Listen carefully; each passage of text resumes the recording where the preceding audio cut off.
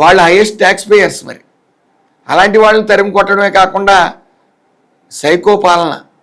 మరి ఆ పాలనకి స్వస్తి పలికి 11 సీట్లకు పరిమితం చేసినా సరే బుద్ధి లేకుండా మళ్ళీ అవసరం లేని ప్రోగ్రామ్స్ పెట్టి ఇంకా చీకొట్టుకుంటా ఉన్నారు. వీళ్ళు తీరు ఎలా ఉందంటే నూతిలో కప్పల టైప్ ఉంది. బ్యాక్ మన అరుస్తూ ఉన్నారు.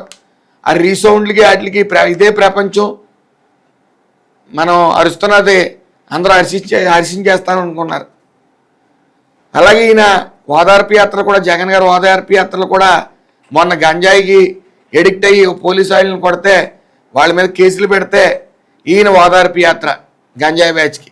ఓ బెట్టింగ్ అతను చనిపోతే ఆ చనిపోయిన ఆయన దగ్గరికి ఓదార్పు యాత్ర, ఆ విగ్రహం పెట్టడం, ఆయన విగ్రహం ఓపెనింగ్కి ఈయన వెళ్ళటం, ఇలాంటి కార్యక్రమాలు పెడుతూ ఒక 2-3 వేల మందిని పోగు చేయటం, అక్కడ వీళ్ళ కార్యకర్తల నుంచి కారులు ఎక్కించేయడం. కొన్ని కనీసం మానవత్వం లేకుండా ఆ చనిపోయారని తెలిసిన వెంటనే కారు దిగొచ్చో నాయకుడిగా, మానవత్వం ఉన్న నాయకుడిగా. అతనికి మానవత్వం ఉందని ఎలా అనుకుంటాం, కానీ కష్టపడిన తల్లిని చెల్లిని కూడా బయటికి గెంటేశారు. ఇంట్లో వాళ్ళనే బయటికి గెంటేసిన వైను.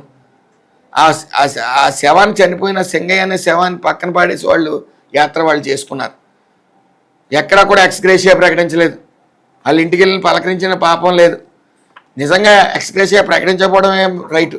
ఎందుకంటే మన విజయవాడ వరదల్లో ₹1 ప్రకటించారు, ఎవరికి ఇచ్చారో తెలియదు. గొప్పగా ప్రకటించడమే తప్ప ఆయన ఏదో కష్టపడిపోయిన ఆస్తుల్లాగా 1,00,000 కోట్లు అవినీతి చేసి మరి రూపాయి తీయడానికి మనసు రాదు ఆయనకి పార్టీ తరపున.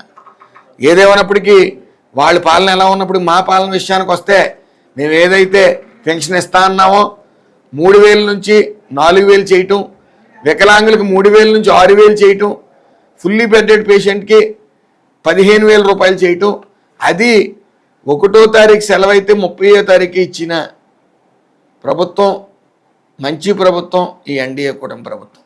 మీరు గమనించాలి, దేశంలోనే ఎక్కడా కూడా ఇంతటి ఎక్కువ, అంటే ఈ పెన్షన్లో సెకండ్ ప్లేస్లో ₹2,250 ఉంది.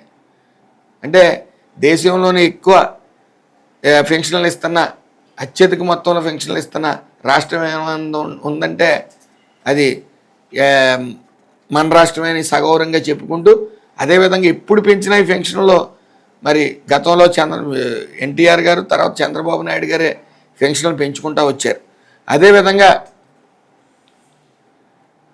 తల్లికి వందనం ఇంట్లో ఎంతమంది పిల్లలకు ఉంటే అంతమంది పిల్లలకి ఇస్తామని ప్రకటించడం, దాన్ని అపహాస్యపాలు చేస్తూ లేకపోతే ఎటకారాలు వాడుతూ ఇలా రా అలా రా అని ఎకిలి చేష్టలు చేస్తూ మరి